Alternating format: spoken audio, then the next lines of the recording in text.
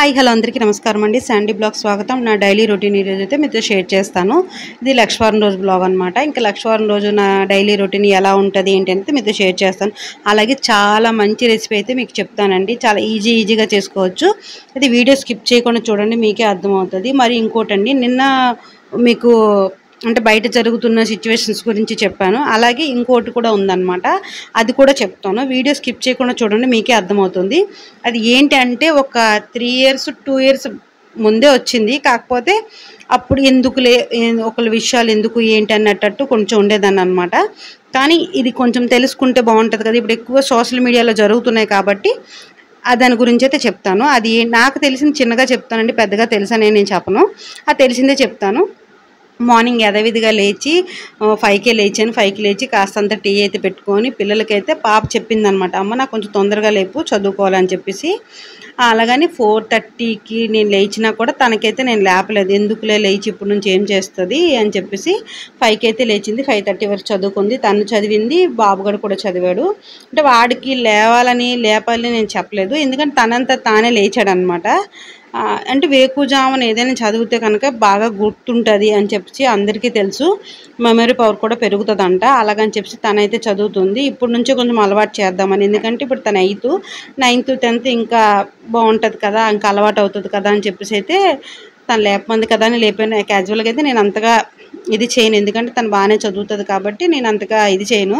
మా వాడేదో నేను తప్పక తిడతాననే భయంతో బుక్ తీసేది కూర్చున్నాడు, లేదంటే అస్సలు చదవడం అనమాట. మార్నింగే టీవీ వేసుకోవడానికి వస్తాడు. ఫస్ట్ లేవగానే టీవీ ఆన్ చేస్తాడు. నేను లేవగానే నాకు అలవాటు అండి, ఎందుకంటే సుప్రభాతం కానీ, దీపం పెట్టేటప్పుడు సుప్రభాతం కానీ, లలిత అష్టోత్తరం కానీ ఏదో ఒకటి అది వింటూ దీపం అయితే పెడతాను అనమాట. కాకపోతే వాళ్ళు చదువుతున్నారని ఆపేశాను.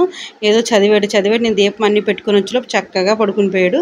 సరే అని నేను వదిలేసాను. దీపం అన్నీ పెట్టేటప్పటికి 6 అయిపోయింది అనమాట. ఇంకా లక్షవారం కాబట్టి కొంచెం లేట్ అవుతుంది పేరెంటాలకి. అలాగే బాబాయ్కి అష్టోత్తరం అది చదువుకుంటూ పూజ చేస్తాను.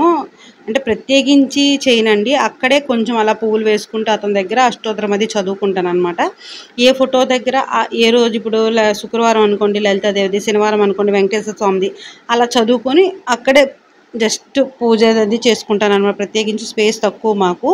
ఇంకా ఇంట్లో ఇలాగా దీపం అయితే పెట్టేసుకున్నాను. దీపం పెట్టుకుంటూ వంట కూడా ఆల్మోస్ట్ రెడీ చేస్తానండి, ఎందుకంటే లేట్ అయిపోతుందేమో మళ్ళీ అని చెప్పేసి 7:30 కల్లా వంట అది కంప్లీట్ చేస్తాను. 6 అయ్యేసరికి దీపం అయిపోయింది, 7:30 అయ్యేసరికి వంట అయితే అయిపోయింది. ఇంకా వాళ్ళకి క్యారేజ్ అది ఏం పెట్టాను ఈరోజు రెసిపీస్ వాళ్ళకి ఏంటంటే పెద్దగా ఏం లేవు.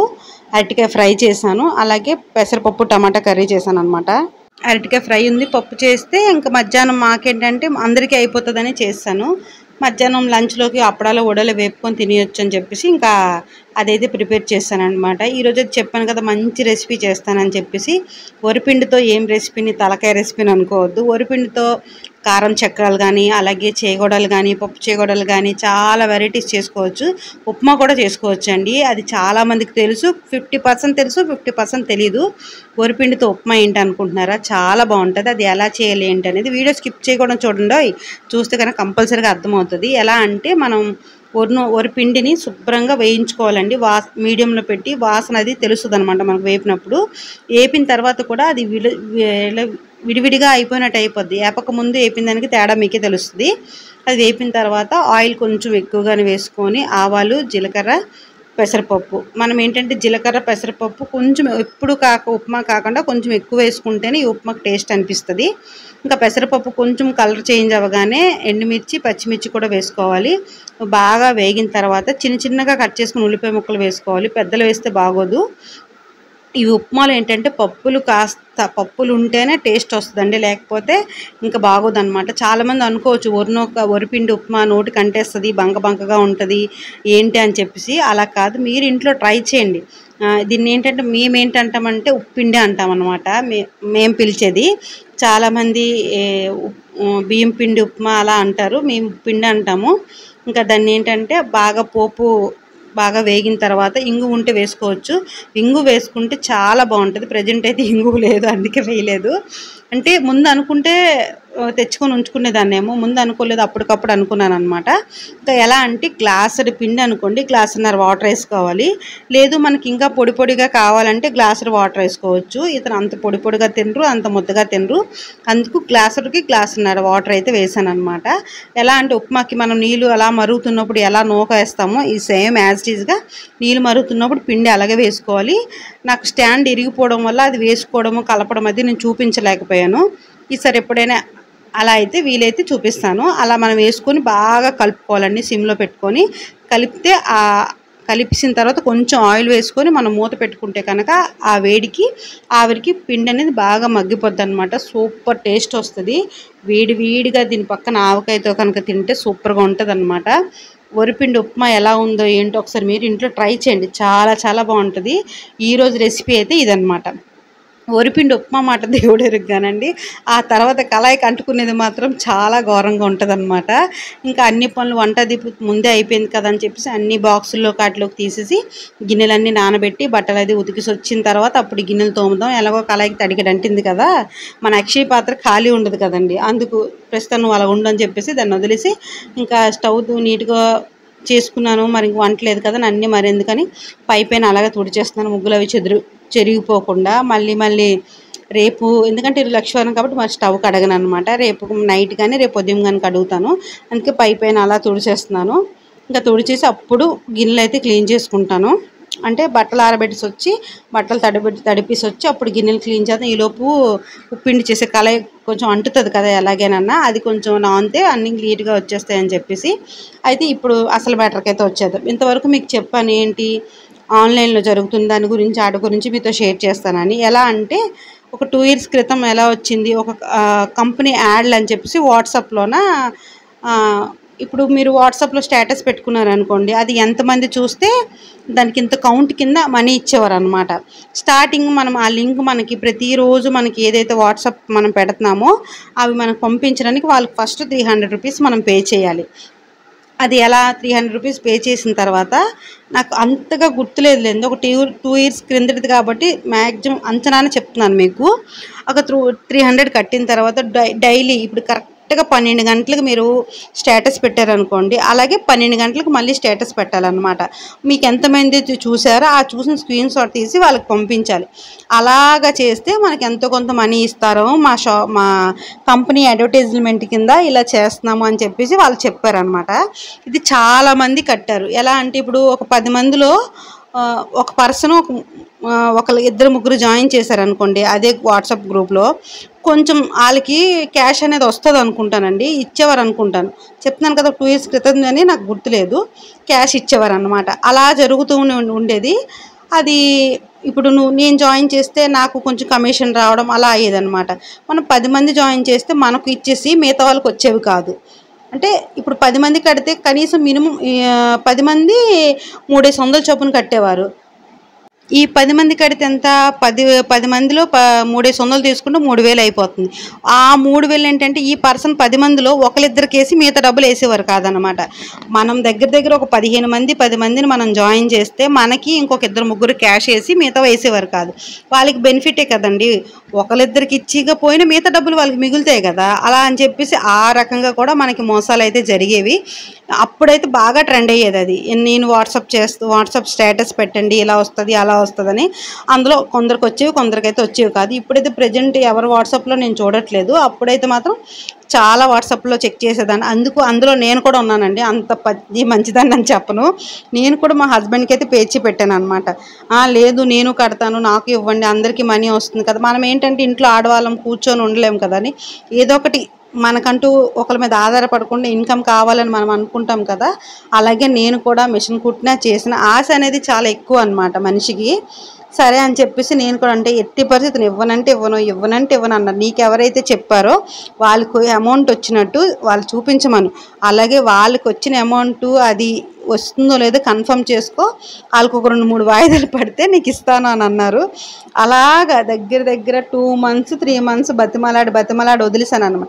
నేను కట్టుకోవచ్చండి, ఎందుకంటే నా దగ్గర క్యాష్ ఉంటుంది, నేను కట్టుకోగలను 300 రూపాయలు.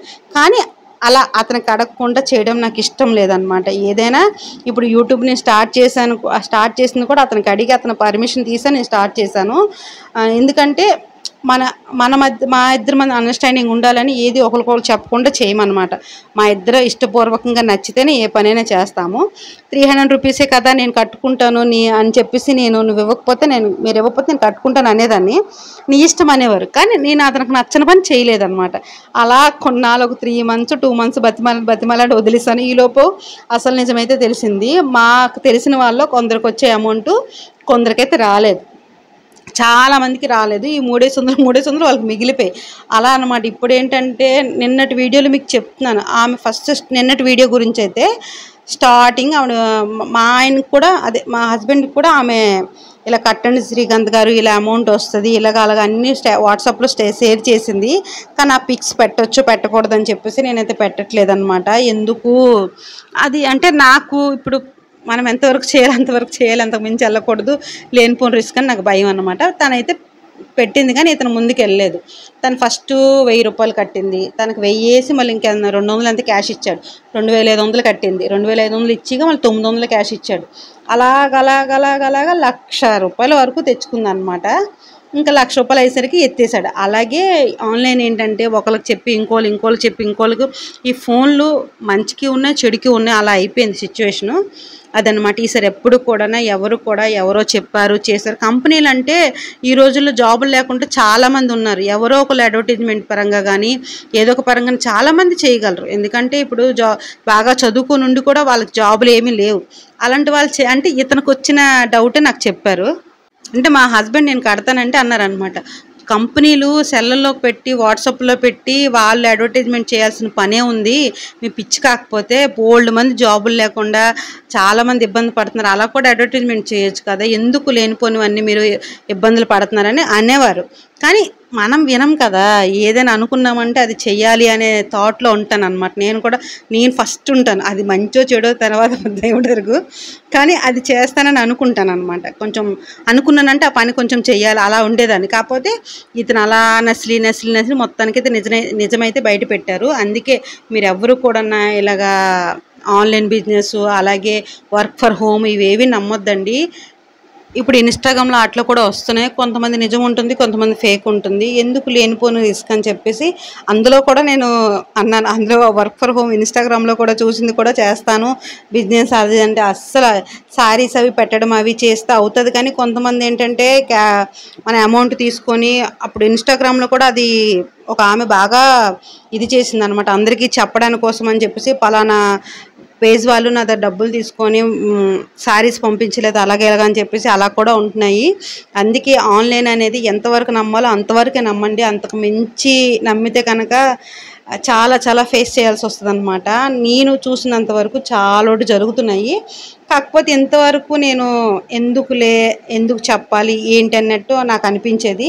కానీ ఇప్పుడు కంపల్సరీగా చెప్పాలి. ఎందుకంటే ఇప్పుడు నాకు తెలిసిన ఆమె డబ్బుల కోసం ఎంత తను బాధపడుతుందో ఆ బాధ అనేది నేను చూస్తున్నాను. అందుకని చెప్పేసి అటువంటి పని ఎవరు చెయ్యొద్దని చెప్పేసి నా వీడియో ఎవరైతే చూస్తారో వాళ్ళు ఇంకోళ్ళకి షేర్ చేస్తారు కదా అనే థాట్లోనే నేనైతే చెప్తున్నాను అనమాట. ఇంకా నా డైలీ రొటీన్ ఎలా ఉంటుందో యాజ్ టీజ్గా నేను చెప్తుంటూ వీడియోలు ఆల్మోస్ట్ అందరూ చూస్తున్నారు. ఇంకా నాది అయిపోయిన తర్వాత ఈరోజు ఈవినింగ్ నైట్ డిన్నర్కి ఏమో దోశ వేశాను. ఇంకా పిల్లలు బ్రెడ్ హల్వా ఎప్పటి నుంచి అడుగుతున్నారని బ్రెడ్ హల్వా కూడా చేసేసాను అనమాట. ఈరోజైతే 2 రెసిపీస్ చేశానని చెప్పాలి. ఎందుకంటే వరిపిండితో ఉప్మా చేశాను, అలాగే బ్రెడ్ హల్వా చేశాను. ఇంకా సాయంత్రం యథావిధిగా అన్ని పనులు అయిపోయిన తర్వాత ఇంకా ఖాళీగా పప్పు రుబ్బేసి చట్నీ చేసి ఇంకా ఖాళీగా ఎందుకు ఉండడం అని చెప్పేసి నా మిషన్ పని అయితే నేను తీసుకున్నాను. ఈ వ్లాగ్లో నేను చెప్పేది తప్పు అయితే కనుక ఎవరైనా బాధపడితే కనుక నన్ను క్షమించండి. ఎందుకంటే అందరికీ తెలియాలి కదా అని లెక్కలో చెప్పాను తప్ప వేరే ఉద్దేశం అయితే ఏం లేదండి. అలాగే ఇది కరెక్ట్గా ఈ మెసేజ్ అనేది మీకు కరెక్ట్ అనిపిస్తే ఈ వీడియో అనేది ఎవరికైనా షేర్ చేయండి. ఎందుకంటే ఎవరైనా ఇటువంటి విషయాల్లో దూరకుండా హ్యాపీగా ఉంటారనమాట. ఈ వీడియో నచ్చితే లైక్ కొట్టండి, షేర్ చేయండి, ప్లీజ్ సపోర్ట్ చేయండి.